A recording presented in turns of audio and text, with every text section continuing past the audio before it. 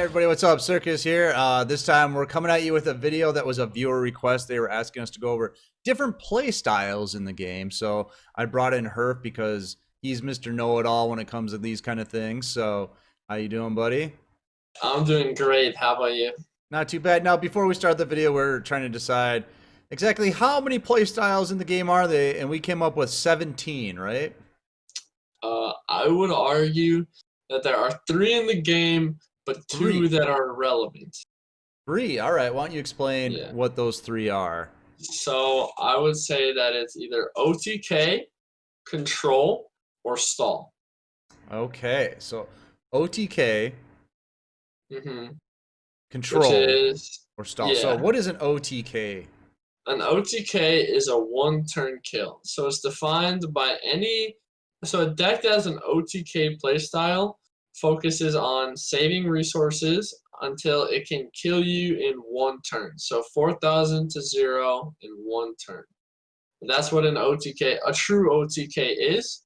We can go over some examples of that. There are a few, and it'll depend upon the meta how many of each deck type are in the meta. So right now we have a lot fewer OTK style decks because we're in a back row meta, so it's better for control decks. But OTK decks are still needed, and I mean, it's always good to have a balance of OTK and control decks in any card game. So an example of a OTK deck, or 2 examples, would be Cyber Dragons and Black Wings. Yes, those are both excellent examples of OTKs because they don't really like to play the long game. They don't have the resources to go, 7 turns. I mean, they're pretty much focused on their turn 1 and their turn 2. And if it goes much past that, 90% of the time they're losing. Because they kind of just like play all their cards very early, and if their OTK doesn't go through, they got to rebuild those resources. Yeah, so like Black Wings are a really good example of an OTK deck that likes to go second, because they don't have a very good turn 1. And Cyber Dragons are just the opposite. They're actually an OTK deck that likes to go first because they don't really have any one huge beat stick. They kind of like to pop all of the opponent's cards and then go for a game, which is still indicative of an OTK. Right, they really need that trap, right? Overflow, yeah. They need that to go off before they can really do anything. Mm-hmm. All right, so OTK decks, would you recommend someone that's new to the game playing an OTK deck? Yeah, I mean, there's no real, in my opinion, there's not a huge difference in skill cap to OTK and control. I think OTK is, between the two, would probably be slightly easier because there are fewer decisions to make just over the course of the game. So resource management isn't something you really need to think about. If you think like about Black Wings, for instance, I mean, there's pretty much one combo that they're doing. I mean, it's not like complicated. There are not very many big brain plays that they're making, right? As opposed to something like Ritual Beasts, which are highly, they're a very controlled deck. They have a huge skill cap, and because they make a lot of very small individual decisions, but not all control decks have such a high skill cap. Right, so some more OTK decks would be stuff that people might be familiar with is Super Heavy Samurai. I would say probably the best OTK deck in the history of Duel Links was probably Kawaki. Kawaki was so good in its meta. Anything else that's currently out right now? I was just thinking Dragunity. I would consider an OTK deck.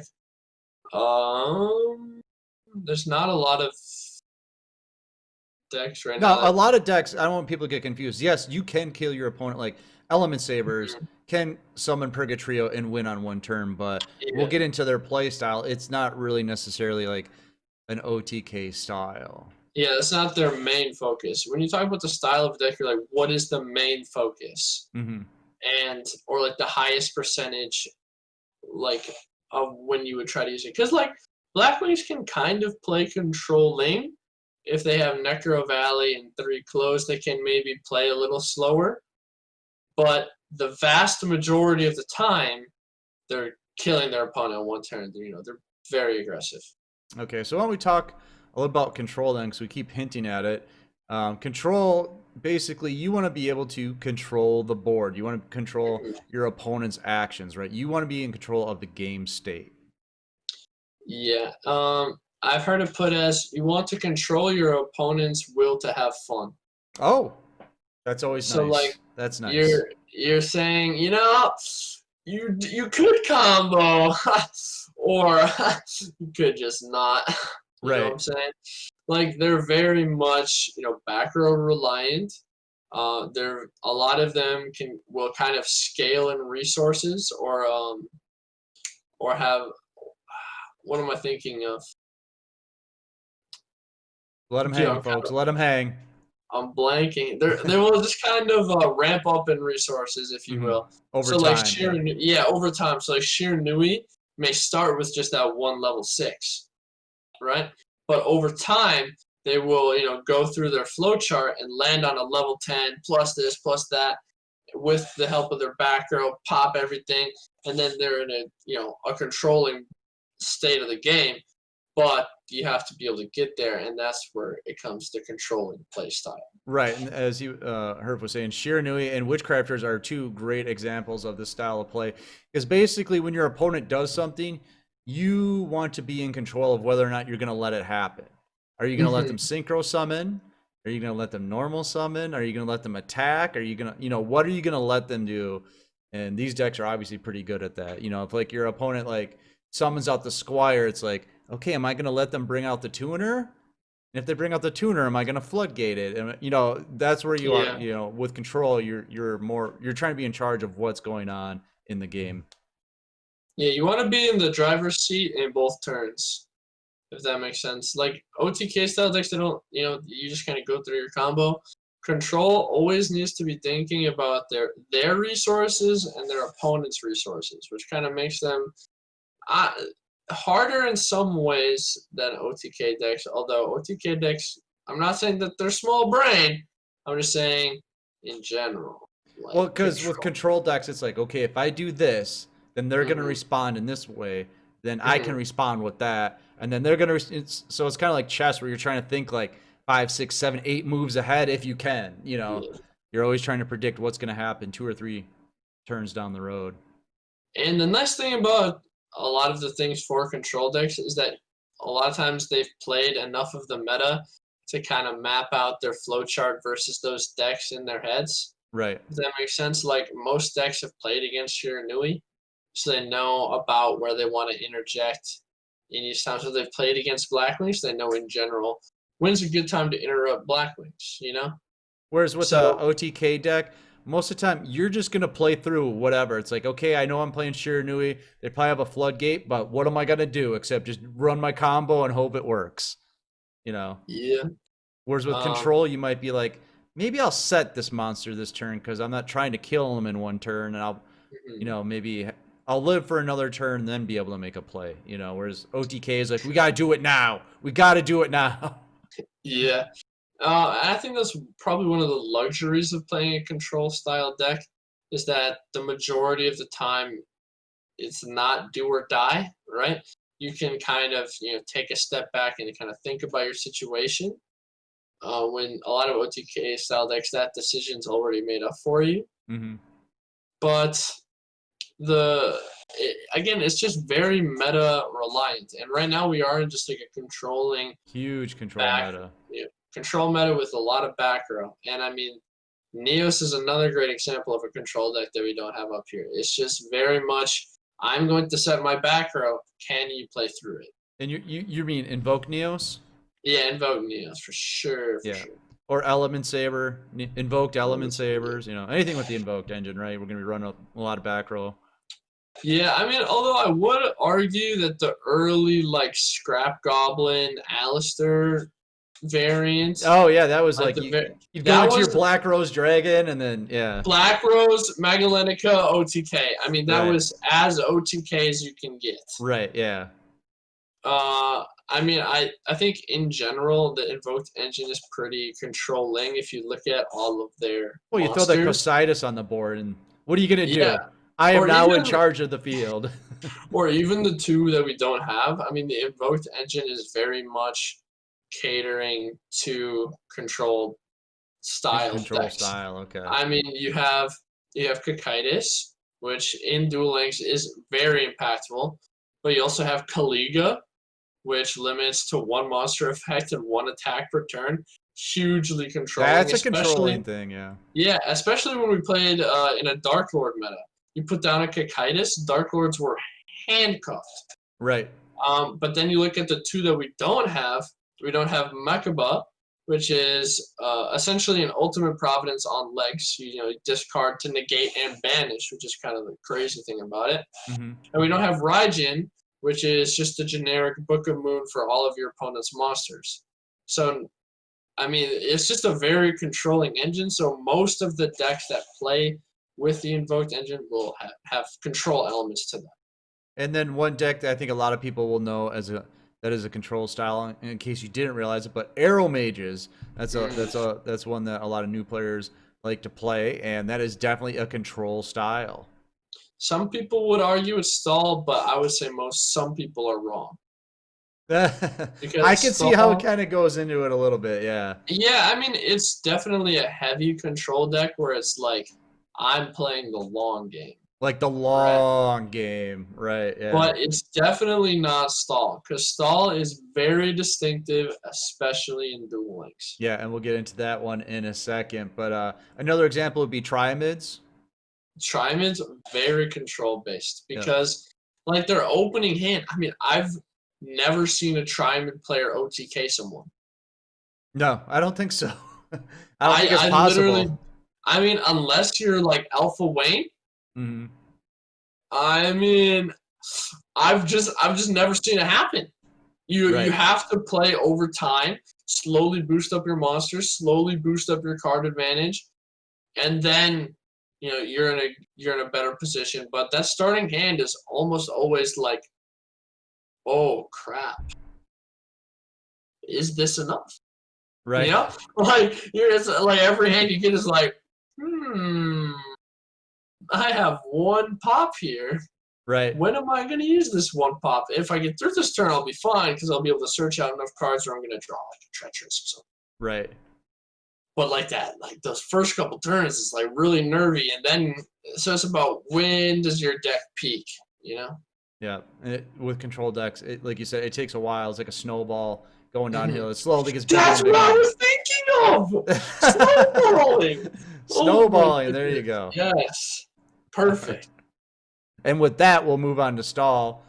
All right, so stall. I don't really have a deck list for that because I don't want to encourage it. I don't want to give you any ideas. And there isn't really like a popular one. I think it's a deck. It's a style that people get into very early on in the game because it's very easy to play, right? It's just throw a bunch of cards into a deck, like 30 of them, and just prevent your opponent from killing you. It's almost like the ultimate control deck, but at the same time, you don't have a win con besides they run out of cards. Or they burn to death. To death, yeah. And I would say that's like the distinctive, like trademark of stall in Duel Links is a deck that focuses on A, your opponent running out of cards, or B, your opponent burning to death. Mm-hmm. Like, I mean, there's nothing, like, you're not killing your opponent. Your opponent is essentially just killing themselves. Like, you are doing nothing except not dying. You are just sitting there until your opponent dies. And that is stall. Because you're literally stalling. Right. You're playing the game, but you're not, if you know what I mean. I mean, you are literally not playing the game at that point. I mean, you're playing, but you're not doing anything, right? Now, you don't have to a be combo. fair, Herb, to be fair, resource management is huge in stall. Sure. But you are not playing the game. You are sitting there clicking yes every once in a while. That is not playing the game. To be fair, Konami knows this stuff exists. They allow it to be in the game for a reason. I would argue that stall has also been has been hit with the heaviest ban lists out of any other deck type. Example. In the game. Example. They've hit Last Gamble. They've hit about every single burn card in the game. They are so terrified of having stall in the game that anytime a stall deck approaches to be somewhat meta, they make sure they chop it at the ankles. Now, wouldn't you say burn is a different style than stall, or is it all under the same canopy? I personally put them in the same canopy. You could make an argument that they're different. However, I just think that you are not doing anything besides hoping your opponent dies. What about mill? Are they all at the same cookout basically? Burn, stall, mill, they're all hanging out together. Well, I mean, what are you doing with milling besides hoping your opponent dies and you don't? Right, they run out of cards and that's the game. So they're all kind of subsets of each other because I mean, they may not be the same thing, but they're at least cousins. right. Well, you Right? see I mean, elements of each in those decks. When you're stalling, sometimes you make your opponent mill. Sometimes you're trying to burn them. When you're Lava burning, you're Gold, stalling, Shell. you're milling. When you're milling, you're Yeah. stalling, you're burnt. Yeah, they all kind of intertwine. Yeah. Mhm. We could just call that style degenerate. How about that? They're the three horsemen of the apocalypse. There you go, the three horsemen of the apocalypse. And it's funny because Circus and I were making notes about what we want to talk about in this video with, like, deck type and then example. I put stall and then anything with stage 5 cancer. Okay? That is how I feel about stall and how Konami feels about stall. Right. So, I mean, there's a reason we don't have a card like Wabaku in the game. It's a very OG card. We have a lot of the OG cards.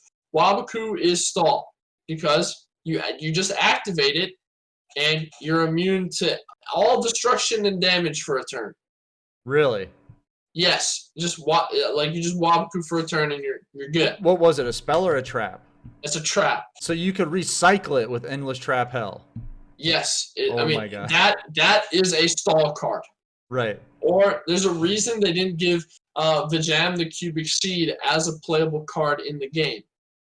Because if you know what the effect is, if it's destroyed by battle, it goes to the spell or trap card zone, and you place a cubic counter on the monster that destroyed it, and monsters with cubic counters on them don't have, or their effects are negated and they can't attack. Oh, so you just lock down your opponent. Yeah. Yeah, and then you can recycle it from your spell trap card zone, and then there is stall, and Konami avoids it.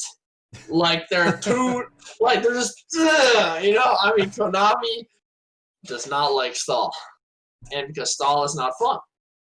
And I fun is disagree. bad. You and I used to play Kinky Boy Stall all the time on Garbage Phase. But that deck was not meta. No, it was not. Right? And there's Konami makes sure that's there can be okay stall decks, around the fringes on the ladder. But as soon as stall decks creep into something like an MCS, right? That's when Konami goes, I think it's time for another ban list. All right, I think we got the idea about stall. And I do want to review real quick because someone's going to say, you forgot FTK. That does exist once in a while. There was the Fortune Lady FTKs that we used to do also on Garbage Phase, if you remember. But they're pretty rare nowadays in the game, which would be a first turn kill. That means you go first, your opponent never gets a turn, and you kill them. And there were ways to do it using the Fortune Lady draw engine. Yeah, and I would almost consider that somewhat of an OTK. It's like a subset because your opponent doesn't even get to go. It's literally the first turn of the game. Yeah, and those have been very rare to stick around at any time in Duel Links. Right. And the focus of this video was to be educational, right? So if we spend the entire video on FTKs and stall, probably the least used, the least important aspects in this game, it just wouldn't be educational. And we're just trying to deter people. Please play OTK or Control. Please play decks that do things. Yes. Play the game. Except Arrow Mages and Super Heavy Samurai. Don't play those. And with that, I'm just going to say make sure to get in our Discord because that's where we host all of our tournaments. And when you're in there, you're going to find out about them. You can join them, and they're always free. So get in there, boys. We're going to get out of here. I'm Circus. That's Herf. See ya.